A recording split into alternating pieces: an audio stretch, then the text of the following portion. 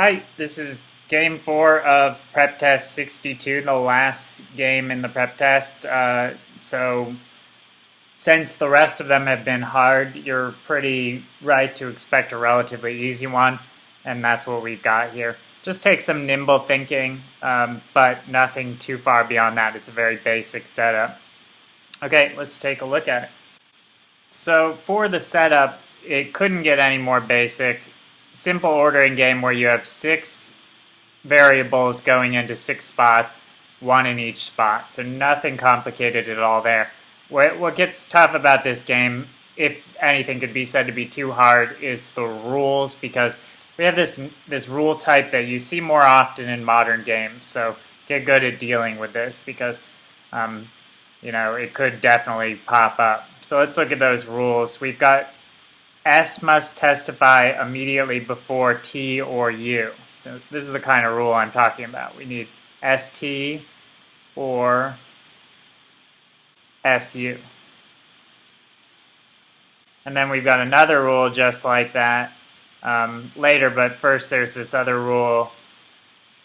U must testify before both Ramirez, R, and W. And then our last rule is this other one, so I like to put it right up here. So it's next to the similar rule where we've got T or W have to be before M. So you could have TM or WM. And there's really nothing much you could do beyond that with this diagram. So that's where the difficulty in the game comes from, is that you don't have much clues as to what will happen beyond these rules. You're just going to have to get good at working with them quickly. 19, the acceptability question. We're not going to look at it. Correct answer is B. Approach it the same way that you approach any of these, taking the rules one at a time and seeing where they're violated. Here, that leaves us with B. Okay, for 20, we're given the condition, the local condition, that if T testifies first, and then we have to figure out what could be true if T testifies first. So if T testifies first, you have to look at what rules affect T. Well, this TM is still possible, right? You can have M there, but ST is not possible, which means we're going to have SU. And if we have SU, here's the tricky part. You have to see that would then get added on here. So for this game, I'm going to redraw that quickly. And then we've got this new rule. And from here, the possibilities should be a little limited. So you could either go and just do it in your head. Is it possible for R to be second? No, R can't be second. A is gone. B, Wong third? No, because again, SU has to be before there. You couldn't get Wong in third, or there's no room for SU, so B's gone. C, Sanderson fourth? That's impossible too, because SU, R, W, there's no room for all the things that you have left, so C's gone as well. And then D, U fifth, again, yeah, not possible because there's no room for both R and W to go there. So D's gone as well. So yeah, I mean, I was able to do that really quickly by just saying, okay, once I've got this order down, that's enough that mentally I can work with these variables and see what's possible. We're left with E as the correct answer. Okay, for 21, we're given the new rule that Sanderson is testifying fifth. So it's a very similar process to this first game. Look at what rules S relates to here. Well, SU is no longer possible because then there's no place for R and W to go after that. So we're stuck with ST here. So basically this game, you'll see, is all about bouncing between the different worlds created by these two options. So now what happens when S and T are together here? Again, keep looking at your rules. Well, we can't have TM either, so we definitely have WM, which you'd have to add on there. So again, just like last time, you could redraw that little rule under here if it'll help you. WM. And then that should be enough to work with mentally to solve the problem. So it's asking us when U has to testify. Well, U has to be first because then R, W, and M are stuck in these three spots. So that gives us A as the answer. U must testify first. 22 is a bit of a kicker because it's like, I'm looking at this and I don't see a single way that you can do it like super quickly. You've just got to look at all these answer choices and analyze them one at a time. And again, I keep repeating this, but part of being a good test taker is knowing when there's no other strategy but just trial and error. So yeah, get down to it. Okay, so the first one you look at here, placing M and T in the third and fourth spot. Now you know that you have to have this WM combination because there's no other way.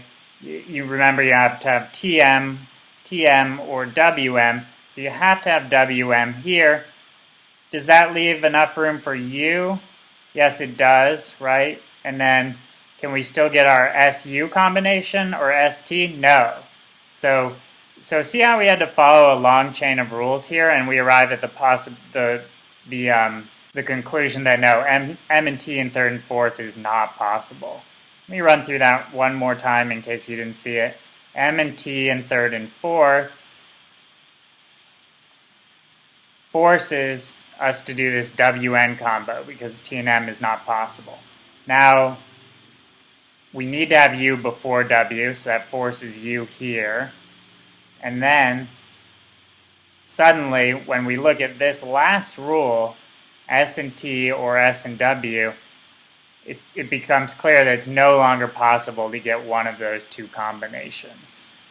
Whatever you do here with S and R, you don't have the combos right. So that, luckily, A, the first one we tested, was not possible, and it's our correct answer.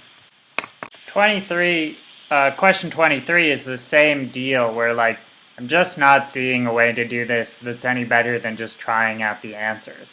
So I get to it really rapidly. And with SU, you luck out a little bit because it's like, why wouldn't SU be okay? SU goes early. We've got this block here. U's fine here. You can just do this. SU, WM, then R, and T, and everything's fine. We followed all the rules. So that's gone. So now just keep going here. T, M. Again, this would be one that you could just kind of skip over because it doesn't look likely to cause a problem. What's left? You need to have the SU combination. SU, R, and W. We've satisfied all the rules, so we're good. So B is fine. Move on to C.